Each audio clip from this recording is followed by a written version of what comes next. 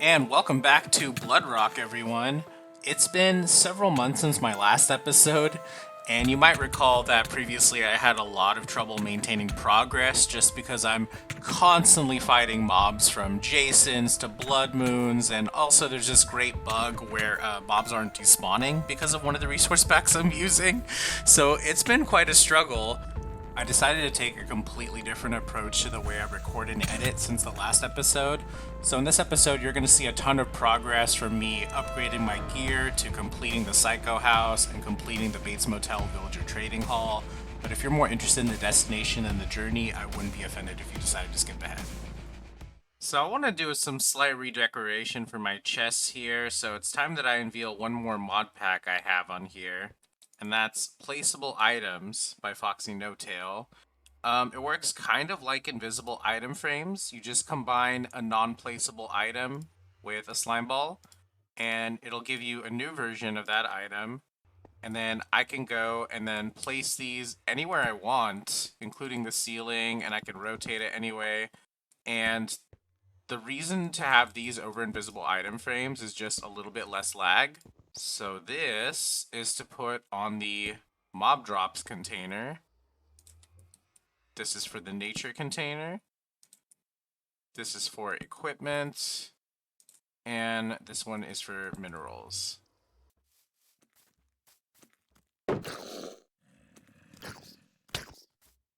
Little shit. You too. Alright, I've just finished putting together a list of goals for the series here.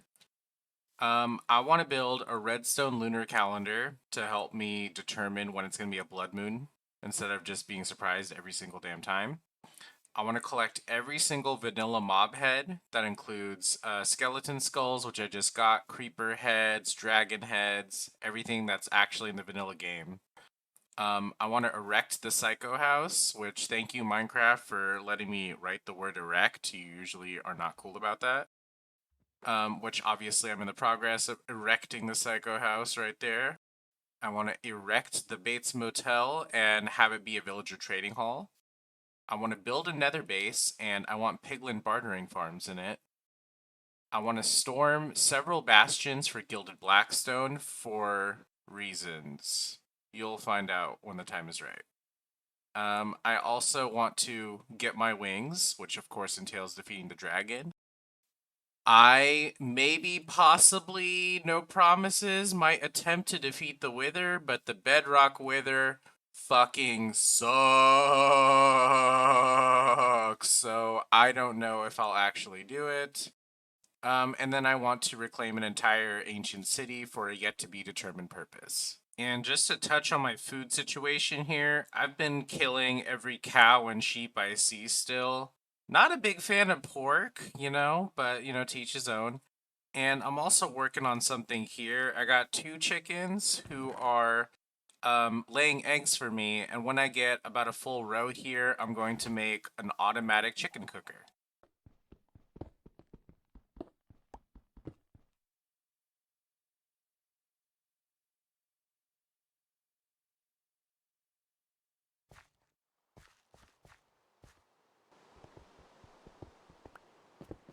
Oh shit!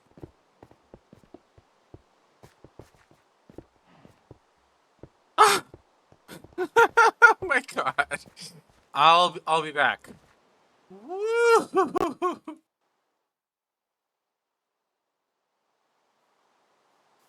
No, no, no, no, no. Oh my god. If he destroyed the broom, I would be heartbroken. Oh my god. Yeah, okay. He's still here, okay. Oh, creeper. We don't want them anywhere near the broom.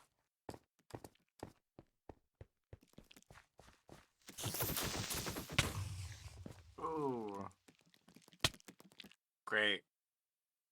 Okay, this is a little scary. I need to scale a mountain with nothing but dirt to retrieve my broom while simultaneously avoiding Jason. Also retrieving all of my stuff. So we got layers of challenges here.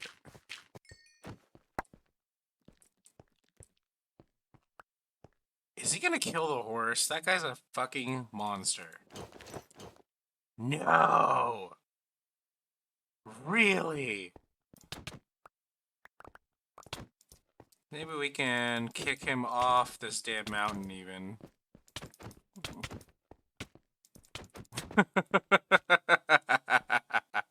So, like I said at the very top of the episode, the single biggest challenge to this world is getting goddamn anything finished without being attacked by phantoms or zombies or whatever else wants to pop up every 8 days and torture me on blood moon nights. But that that is the concept I came up with for this world, is that we don't sleep through blood moons. And I'm still trying to get shit done.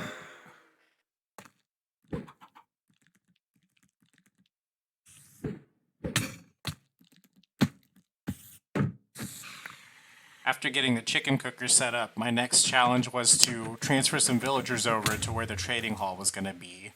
I transferred one over from the village right next door to me in the savannah, and then I had to cross the water and get another plains villager to breed with them. I really wanted to use crimsonilium for the carpet of the house, and I also liked the idea of using basalt for the walls. Of course, I had to go to the nether for those, and that went about as well as you would expect.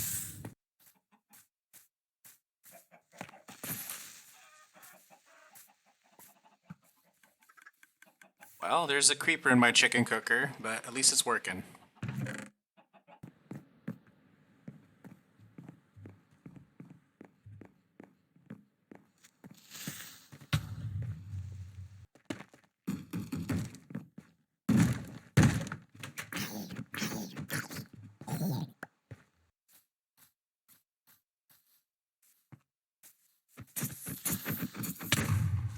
After dealing with many home invasions in the building of my base, I reached a milestone in which I was able to finally seal off the basement that I was using as a base up until this point.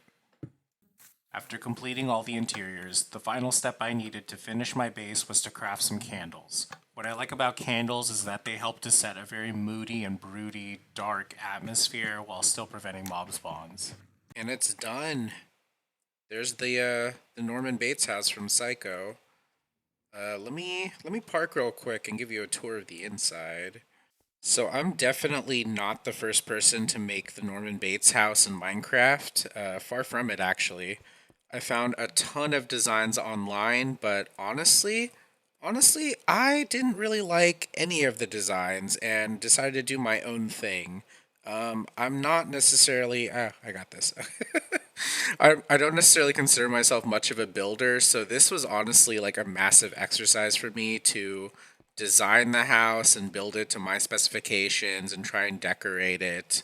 So this is the front porch, and I actually did a lot of research on this. There's lots of designs you can look up for like how the house looked in the series Bates Motel, but I did my best to stay true to the movie itself. So this was that lamp in the front entrance. This is the foyer here. Off to the side, we got like a little dining area. To the left here, I have a living room with an old ass TV over here. And I used the Placeable Items mod to put a little clutter on the table here. This is the kitchen, which I'm kind of proud of. I think it turned out pretty good. I got my furnaces, blast furnaces, smokers, any kind of food. I got a mini nether wart garden and like a double sink. I think this turned out pretty well. And there's an exit in the back here, which exists in the movie as well, even though you don't really see it much. Down here, honestly, this is the only part I haven't really finished, and it looks like someone broke the door. But this is the basement where they find Norman Bates' mother at the end. I put a little skulls here as a placeholder, and this is where the nether portal's gonna be. Yeah, this area needs a little bit more work, but obviously it's iconic, so I have to mention it too. And up the stairs here, to the right, we have a guest room. A nice view looking out here. Pretty small, modest room. To the right of it, we have the bathroom, which is one of those bathrooms that has like the sink and cabinet separate from the toilet. We got toilet paper for square poops, of course, and a shower, also with a killer view.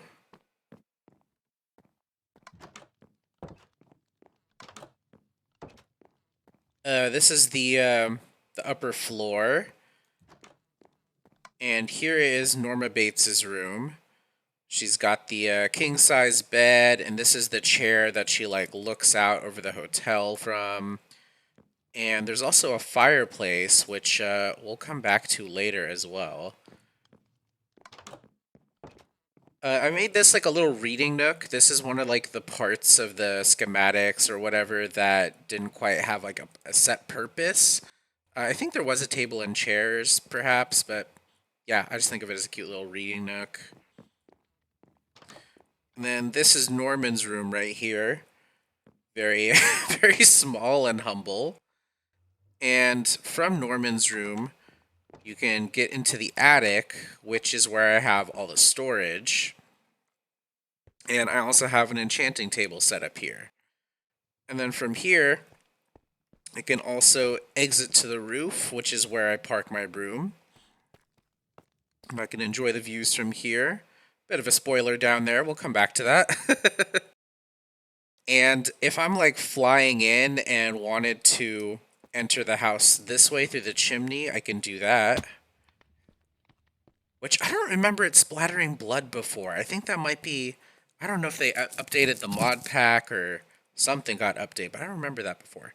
Anyway, we're back in the house now, and that's the gist of it. That is my base, and I'm honestly really proud of this. Like, this took a lot of work for me, considering I'm really much more of a redstone guy than like a builder per se.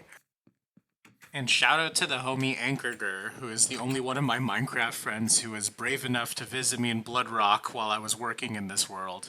He got a sneak preview of my house tour. Unfortunately, he had the Steve skin because Bedrocktimize doesn't show player skins for some reason.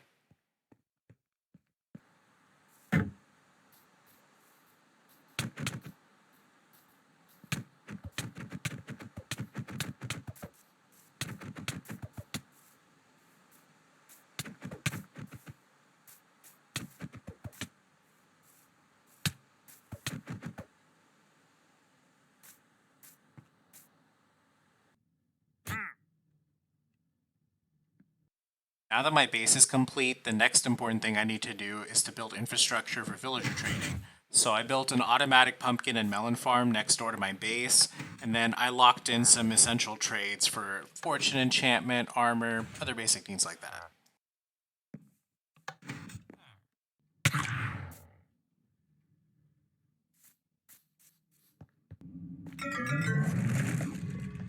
Of course, the next steps were to find a nether fortress and get the materials I need to start converting villagers and getting cheaper trades out of them. All the while, keep in mind, I'm still building the Bates Motel and pouring my blood, sweat, and tears into getting this done amidst all the blood moons and all the nonsense. I hope you enjoy the montage.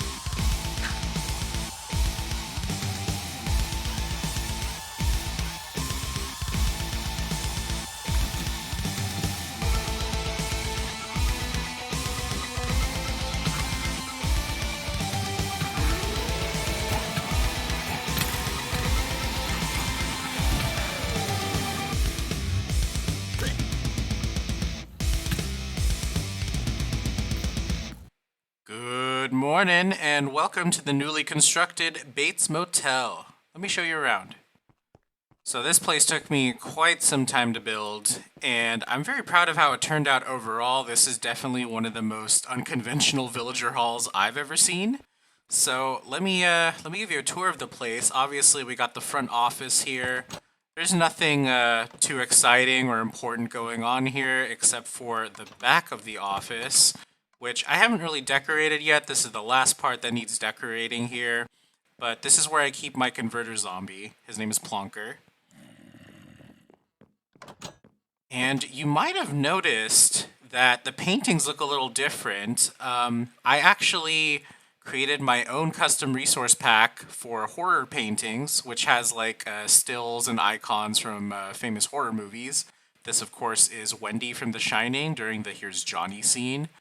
Room 1 is still vacant, which is a bit of a reference to the movie. It's supposed to be 12 rooms, 12 vacancies, and then Marion Crane gets put in room number 1. But actually, all the other rooms are full. This is the only one that's vacant.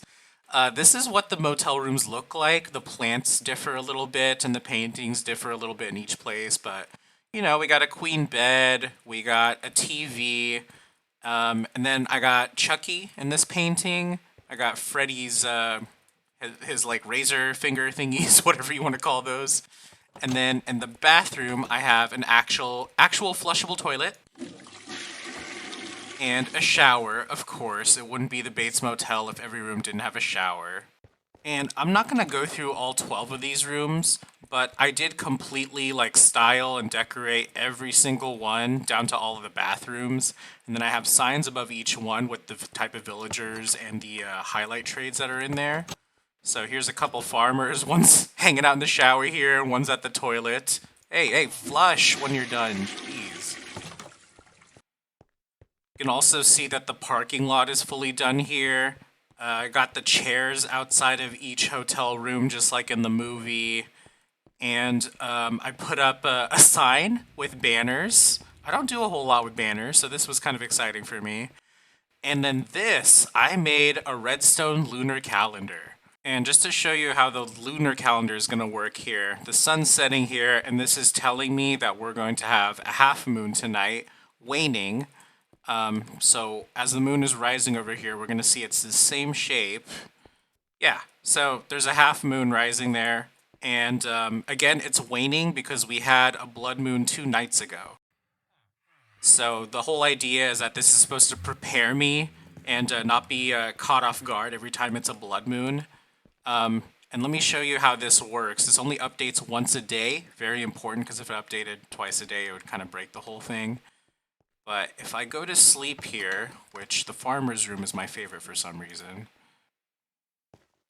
I wake up and it changes. It's going to be a waning crescent moon tonight. And this thing, let me tell you, it took a lot of work to get this together. I found a really cool YouTube tutorial, which I can link to in the description. And I built the whole thing in survival without testing it. And it turns out it was Java Redstone. It was such a rookie mistake for me to build Java Redstone without testing it or even noticing at first.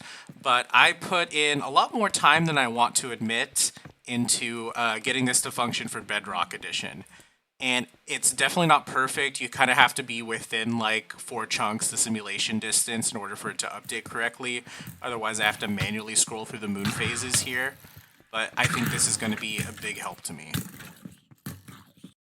And going back to those horror paintings, I have a link in the description in case anyone would like to download those for themselves. But let me go through a quick showcase here in the Psycho house. Oh yeah, I had to put up a sign. This was really becoming an issue. But yeah, let me show you like the complete collection of paintings. I got Hannibal Lecter. I got the guy from the second Purge movie who has God written on his forehead. This is the little girl from the movie Us, like the opening scene. This is the teacup from Get Out, so this is kind of the Jordan Peele corner. Over here I have Pennywise from the original It movie. This is him poking out of the sewer, and I had to get like a super tight crop because it just was not translating as a painting otherwise. In the living room here, just some skulls. I thought they were cool. It's not from a specific movie. I thought it made for a good painting. Oh, this is Momo, not from a horror movie, but definitely one of the better creepypastas out there in my opinion, so I thought it'd be fun to include Momo. What else? Down here, I have a large painting. This is Danny from The Shining. Then going back upstairs into the living room, or I keep saying living room, it's the dining room. That's Heather from Blair Witch Project, and of course Jigsaw from the Saw movies. Upstairs we got Ghostface. I have Nosferatu, one of my favorite silent horror films. This is the demon Pazuzu, who you see for all of like 2 seconds in The Exorcist. That's Marion Crane from Psycho. Definitely very meta to have that in the Psycho house. In the guest room, I got Texas Chainsaw Massacre. Oh, in the bathroom, there's a painting of our neighbor Jason. In Norma's room, I have the Grady twins from The Shining. I have Samara from The Ring, Regan from The Exorcist, so it's kind of like horror girl power going on in this room. I love it. In Norman's room, finally, we have the painting of, oh, what is this? This is the poster from Poltergeist. Oh, you know what? I think I have one more large painting that I don't have displayed anywhere. Let me see if I can get that popped up. Yeah, this is from Hellraiser. All right, let's mark some of these goals off. We have erected the Psycho House. We have erected the Bates Motel Trading Hall. And we did another thing. Oh yeah, redstone lunar calendar. So there's been an absolute ton of progress in this episode, and I want to thank you all for joining me again, especially after I haven't put out an episode in months. But before we go, there's one more thing I'd like to take care of. Do you remember in the second episode where I said I couldn't use Jason's knife until we get a netherite sword? Well, I've been spending time mining some ancient debris, and I have enough to completely convert all my gear. But let's start off with that sword and get this over with.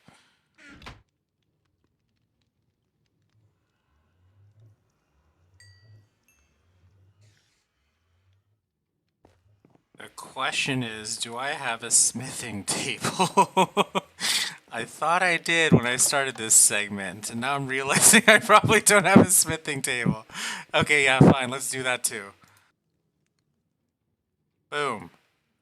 And let's just drop that right here for now. There, done. Netherite sword. And that means I can now use some of these. I've collected quite a few since I've been on Bloodrock, because I've had many, many encounters with Jason.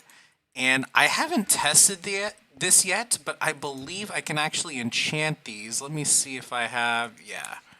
Let's try this out real quick. Oh, yeah. Oh, man, I'm gonna fuck everyone up in the next episode. I'm sorry, sir. You can't be here without a reservation. Sir, I'm gonna have to ask you to leave. Sir?